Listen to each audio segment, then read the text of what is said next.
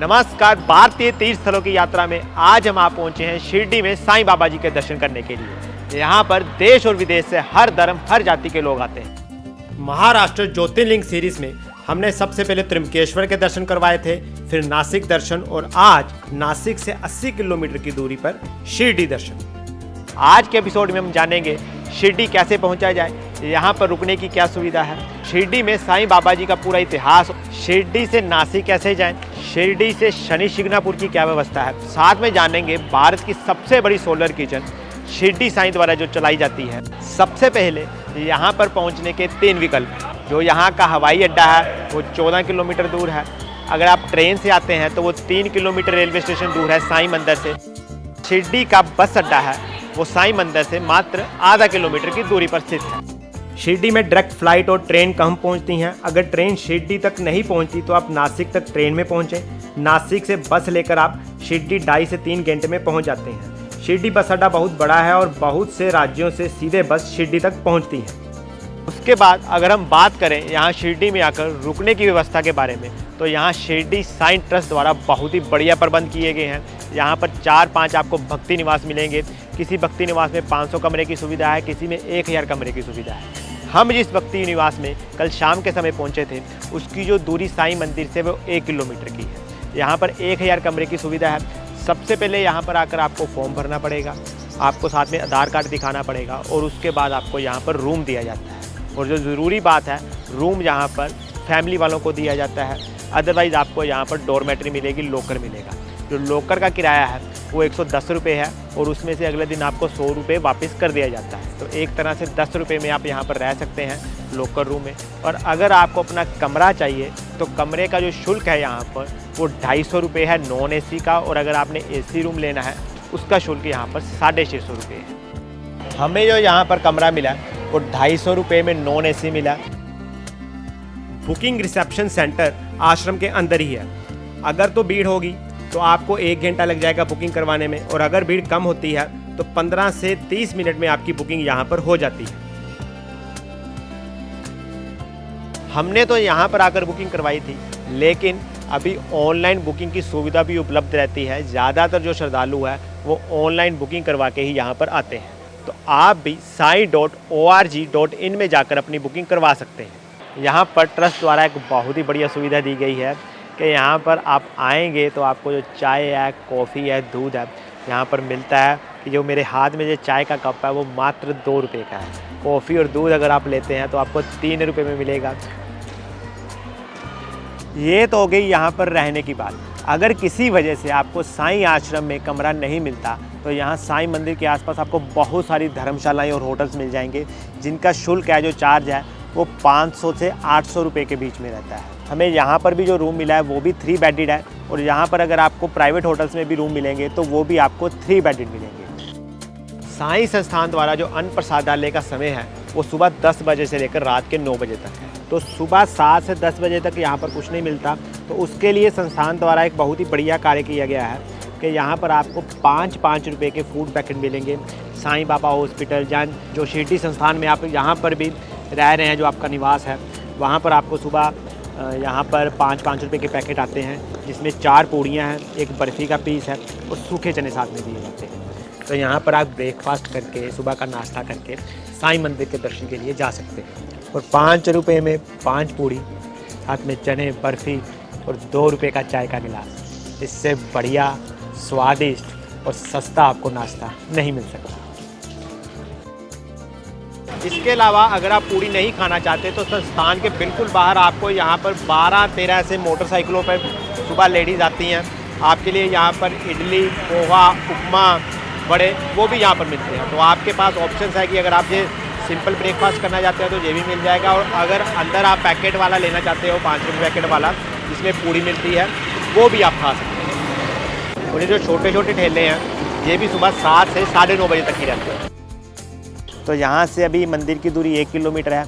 अभी हम यहाँ से मंदिर दर्शन के लिए जाएंगे। और एक और बढ़िया सुविधा जो यहाँ ट्रस्ट वालों द्वारा दी गई है वो यहाँ पर भक्तों के लिए फ्री बस सर्विस सेवा चलाई जाती है। कोई भी भक्तगण मंदिर तक जाना चाहता है तो यहाँ हर 15-20 मिनट बाद बस आती है और भक्तों को ले जाती है। इसके अलावा अगर आपने आगे साईं प्रसादालय भी जाना हो, वो साईं मंदिर से 1 किलोमीटर पे है, वहाँ पर भी ये बस चलती है। तो चलिए अब चलते हैं साईं बाबा जी के दर्शन के लिए। अभी हम बस से यहाँ पर मंदिर के मुख्य प्रवेश द्वार तक पहुँच चुके हैं। यहाँ पर अंदर मोबाइल या किसी भी तरह के इलेक्ट्रॉनिक आइटम अलाउड नहीं है, सिर्फ आप पर्स ले जा सकते हैं। तो सबसे पहले हम अपना लॉकर रूम में जमा करवाएंगे जो हमारे पास मोबाइल है, कैमरा है।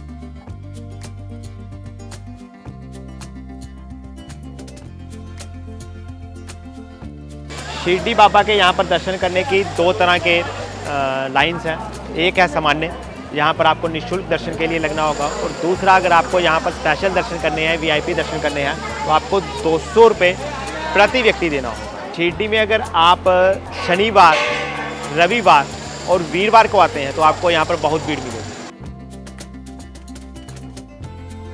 तो मेरे पीछे जो आपको गेट नंबर 2 दिख रहा है, वहाँ से दर्शनों के लिए लाइन में लगा जाता है। अगर आपको शिरडी मंदिर में सुबह 5:15 बजे होने वाली कांकर आरती का हिस्सा बनना है तो उसका जो टिकट है वो 600 रुपये प्रति व्यक्ति है। आपको जो 200 रुपये का स्पेशल टिकट लेना है दर्शनों के लिए, उसकी जो एंट्री है गेट नंबर 3 से है, और गेट नंबर 3 से ही विकलांग लोगों के लिए भी एंट्री है। आश्रम में ही यहाँ पर वृद्ध और विकलांग लोगों के लिए ई बैटरी की भी सुविधा है। आप आश्रम में एक जगह से दूसरी जगह जा सकते हैं, और उसी तरह से मंदिर के आसपास भी विकलांग लोगों के लिए व्हील चेयर की सुविधा भी उपलब्ध रहती है। तो अंदर साईं बाबा जी के दर्शन हमने कर लिए हैं। तकरीबन हमें 20 मिनट का समय लगा, आज भीड़ कम थी। जो समाधि मंदिर है यहाँ पर साईं बाबा जी के हमने दर्शन किए हैं, वो वास्तव में वो जगह है यहाँ पर साईं जी ने समाधि ली थी। अंदर जो आपको दर्शन होते हैं वो सोने के सिंहासन पे बहुत ही आकर्षित, मनमोहक और दिव्य रूप के दर्शन होते हैं साईं बाबा जी के, जो सभी भक्तों को आशीर्वाद देते हुए दिखाई देते हैं। और वो जहाँ पर बैठे हुए हैं पूरे का पूरा एक सोने का सिंहासन बनाया गया है। शिरडी साईं मंदिर के अगर निर्माण की बात करें तो इसका जो निर्माण हुआ था वो 1922 में हुआ था, और ये वह स्थान है यहाँ पर साईं बाबा जी ने अपनी अंतिम सांस ली, और यहाँ पर साईं बाबा जी की समाधि है। शिरडी साईं मंदिर उस जगह पर बना हुआ है। 15 अक्टूबर 1918 को दशहरे वाले दिन साईं बाबा जी ने शिरडी में समाधि ली थी, और उस दिन से ही आज भी शिरडी में जो दशहरे का महोत्सव है वो एक खास तरीके से मनाया जाता है। अगर लाइन में आपको ज़्यादा भीड़ दिखती है तो बाहर एक मुख दर्शन करके ड्योढ़ी है, वहाँ गेट पे लिखा हुआ है मुख दर्शन, आप वहाँ से अंदर जा सकते हैं और दूर से आपको साईं बाबा जी के दर्शन हो जाते हैं। स्पष्ट दर्शन होते हैं वो भी, तो आप वे भी दर्शन कर सकते हैं। इसके बाद अब जो अगला मुख्य स्थान है वो मेरे पीछे आप देख रहे हैं, ये है द्वारका माई। यहाँ पर साईं जी ने जो अपने जीवन का ज़्यादातर समय इस द्वारका माई में ही गुजारा था। अभी चलते हैं द्वारका माई में दर्शन करने के लिए। द्वारका माई शिरडी में सबसे विशेष स्थान रखता है। द्वारका माई वह स्थान था यहाँ पर बाबा जी ने सबसे पहले धूना जलाया था, और आज भी भक्तों को प्रसाद के रूप में यहाँ पर धुनी दी जाती है। तो अंदर द्वारका माई जी के दर्शन हमने किए हैं। तो वहाँ पर 2 लेवल्स हैं। पहले यहाँ पर साईं जी बैठते थे, उस चट्टान है वहाँ पर, और दूसरा एक पत्थर का बना हुआ है जहाँ पर स्नान किया जाता था। द्वारका माई में साईं जी ने जो अपना सबसे अंतिम समय था वो गुजारा था। वहाँ पर एक ऑयल पेंटिंग बनी हुई है जो मुख्य आकर्षण का केंद्र है। तो यहाँ पर मैं अभी खड़ा हूँ, ये आनंद ऋषि चौक है। हमने पीछे जो दर्शन किए हैं तो सबसे पहले साईं मंदिर के, यहाँ पर आपको 50 मीटर के दायरे में सभी जो मुख्य तीर्थस्थल हैं उसके दर्शन हो जाएंगे।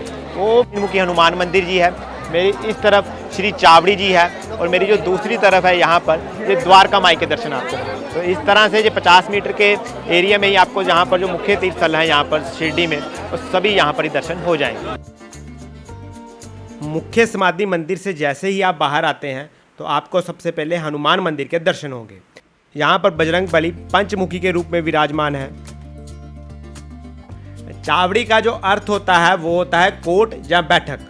यहीं पर साईं बाबा जी जो सामाजिक कार्य किया करते थे, लोगों की जो मुसीबतें हैं उनको सुना करते थे। श्री चावड़ी वो स्थान है यहाँ पर श्री साईं बाबा जी ने अपने अंतिम समय के बहुत सारे दिन गुजारे थे, और आज भी वहाँ पर प्रतीकात्मक रूप में चांदी के सिंहासन पर साईं बाबा की जी जो फोटो है वो रखी गई, जहाँ पर आकर भक्त दर्शन करते हैं और साईं बाबा जी को माथा टेकते हैं। अभी हम साईं मंदिर से 100 मीटर की दूरी पे हैं। जो अगला मुख्य तीर्थ स्थल है वो है खंडोबा मंदिर। साईं धाम में आने वाले भक्तों के लिए ये खंडोबा मंदिर एक विशेष स्थान रखता है, क्योंकि भगवान साईं जी के जो सबसे पहले चरण पड़े थे वो इस जगह पर पड़े थे। इसकी जो एग्जैक्ट लोकेशन है वो जो साईं बाबा जी का हॉस्पिटल है उसके साथ में इसकी दीवारी लगती है खंडोबा मंदिर की।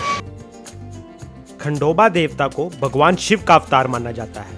ऐसी मान्यता है कि पृथ्वी पर मल और मणि राक्षस के अत्याचार बढ़ने के बाद उन्हें खत्म करने के लिए भगवान शिव ने मारतंड भैरव का अवतार लिया था।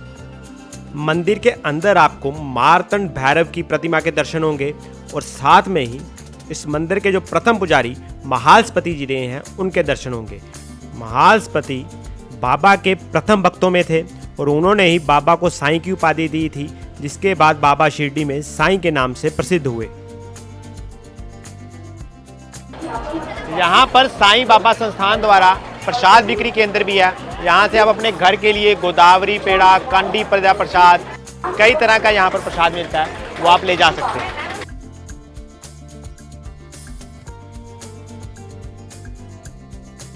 अगर आपने नासिक या शिंगणापुर जाना है तो आपको संस्थान के बाहर से ही जो मैटाडोर वाले हैं वो आपको आवाज़ देते हुए दिखाई देंगे, तो यहाँ से ही आप सीधा शिंगणापुर या नासिक की तरफ जा सकते हैं।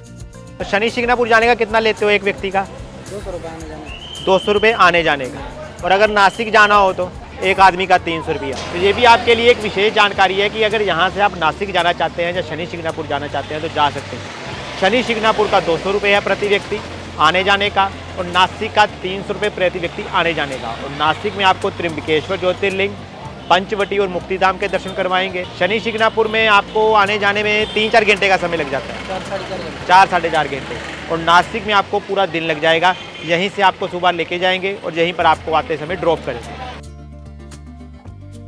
अभी हमने साईं बाबा मंदिर जी के और आसपास के जो मुख्य तीर्थ स्थल थे सभी के दर्शन कर लिए हैं। अब हम यहाँ से आधा किलोमीटर की दूरी पर है साईं संस्थान द्वारा ही चलाया गया अन्न प्रसादम, जो कि बिल्कुल फ्री ऑफ कॉस्ट है, निःशुल्क है।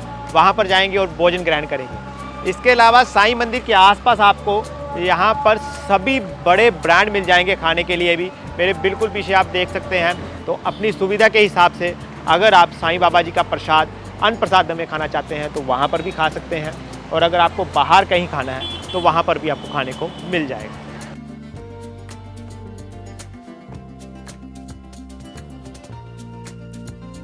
तो अभी हम श्री साईं प्रसादालय के बाहर पहुंच गए हैं। सबसे पहले हमें यहाँ पर कूपन मिलेगा। वैसे फ्री ऑफ कॉस्ट है लेकिन आपको कूपन लेना पड़ता है, तो हम कूपन लेंगे। आपकी जानकारी के लिए बता दूं कि श्री साईं प्रसादालय में भक्तों के लिए जितना भी प्रसाद तैयार किया जाता है वो सोलर पैनल से तैयार किया जाता है। मेरे पीछे आप देख सकते हैं वो आपको सोलर पैनल यहाँ पर दिखाई दे रहे होंगे। तो ये भारत के उन रसोई घरों में से है जो सबसे बड़े और सबसे ज़्यादा श्रद्धालुओं को यहाँ पर प्रतिदिन खाना खिलाया जाता है। तो चलिए सबसे पहले निःशुल्क टोकन लेते हैं और उसके बाद प्रसादालय में जाकर भोजन ग्रहण करते हैं। शिरडी का ये साईं भोजनालय बाबा जी के समय से ही चल रहा है। आज के समय में इसे मॉडर्न टेक्निक से सोलर पैनलों के साथ बनाया जाता है, और आज भी शिरडी में सभी को मुफ्त भोजनालय की सुविधा मिलती है। आधे घंटे की वेटिंग लग जाती है।